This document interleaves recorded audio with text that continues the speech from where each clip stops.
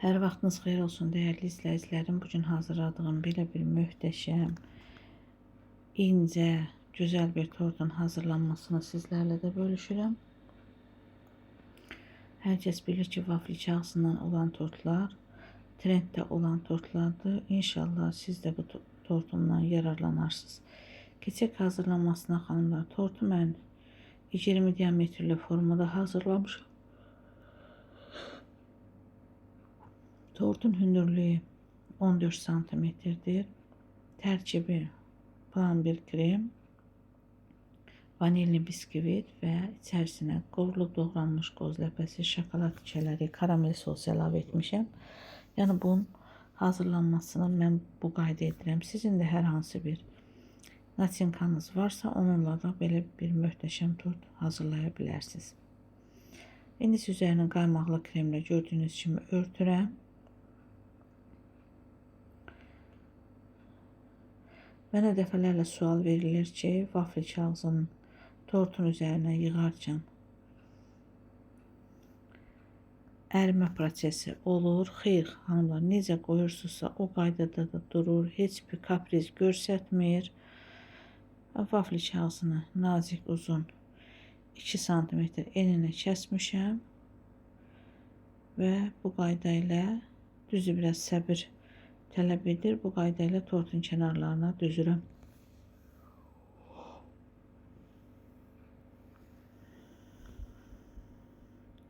Tələsmədən səliqə ilə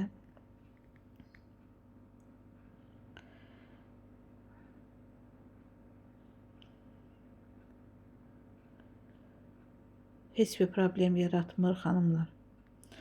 Mən axşam hazırlayıram, səhər axşama qədər də soyuducuda qalır. Yəni müştəri nə vaxtda istəyirsə o vaxtda da gəlib tortunu aparır.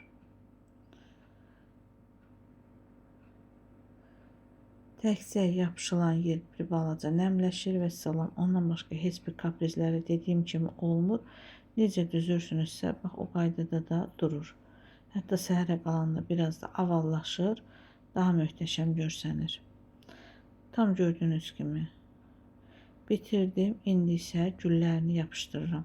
Gülləri də kəsirəm.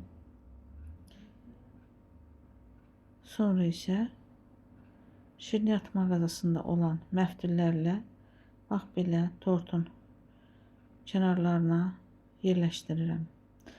Mən yerləşdirdiyim güllər süni güllərdir xanımlar. İstəsəniz xırda, ölçülü güllər də gül mağazasından alıb təbii güllə də əvəz edə bilərsiniz.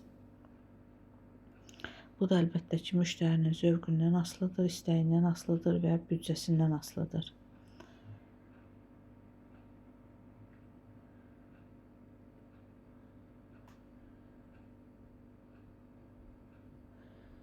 Gördüyünüz kimi necə də səliqəli görsənir xanımlar.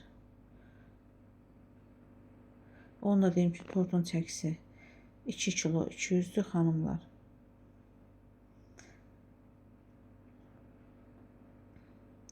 Və xahiş edirəm qiymətlə bağlı yazmayın.